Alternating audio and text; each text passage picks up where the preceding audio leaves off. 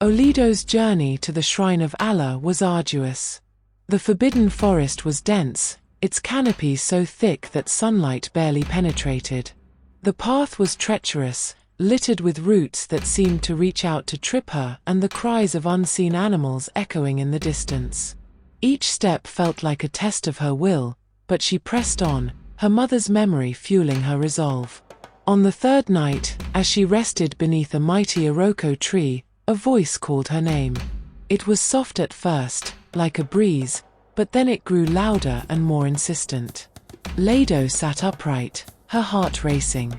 From the shadows emerged a figure, her late mother.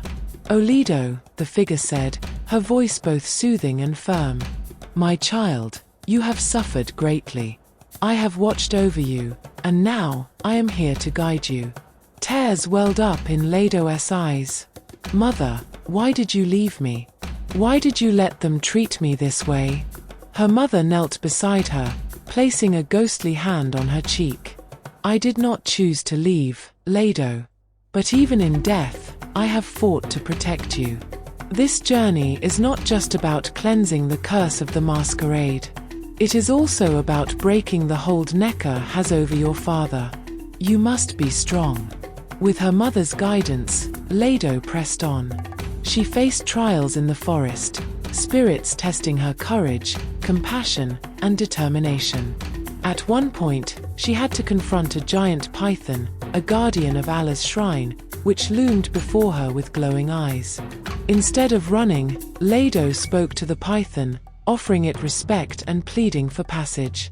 The python hissed but slithered aside, acknowledging her bravery. When Olaedo finally reached the shrine, she was exhausted, her feet blistered and her clothes torn. The shrine was a magnificent structure of smooth stone, adorned with carvings of ancient gods and spirits. In the center stood a large statue of Allah, her arms outstretched as if welcoming visitors.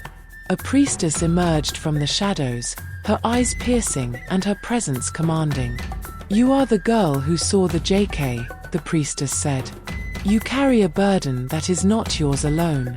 The priestess explained that the JK was not merely a guardian of the land, but a mirror of the village's sins. By seeing it, Olaedo had inadvertently uncovered the hidden darkness within Umuoma. "Your stepmother's charms have poisoned your family," the priestess continued. "The gods have allowed you to see the masquerade to bring light to these wrongs." To cleanse herself and the village, Olaedo had to perform a sacred ritual involving offerings of water from the stream, leaves from the forest, and a confession of her deepest pain. As she knelt before the statue of Allah, she wept, pouring out her sorrow, the loss of her mother, her father's indifference, and the cruelty of her stepmother. The shrine trembled, and a blinding light enveloped her. When it faded, Olaedo felt lighter, as though a great weight had been lifted from her soul. The priestess handed her a talisman. "This will protect you. Return to your village, and the truth will reveal itself." When Olaedo returned to Umuoma, the village was in chaos. Crops continued to fail, and sickness had spread. Her stepmother, Neka, was quick to accuse her of bringing more misfortune. But Olaedo, emboldened by her journey, stood firm. "I have returned from Allah's shrine," she announced in the village square. "The gods have shown me the truth."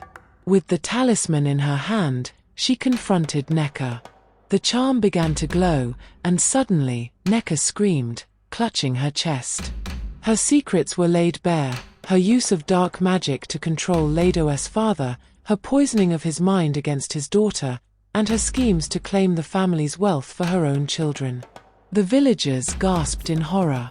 Olaedo's father, freed from the enchantment, collapsed to his knees, tears streaming down his face. "Olaedo, my daughter," he cried. "What have I done?" The elders decreed that Neka and her children be banished from the village for their treachery. As they left, a sense of peace returned to Umuoma. With her father's love restored, Olaedo began to rebuild her life. She was no longer the lonely girl crying by her mother's grave. The village, recognizing her courage and purity, honored her. The elders even lifted the taboo on the masquerade for women, ensuring that future generations would not be punished for ignorance. Though the scars of her past remained, Olaedo found strength in them. She became a beacon of hope and resilience in Umuoma, her story a reminder that even in the face of darkness, light could prevail.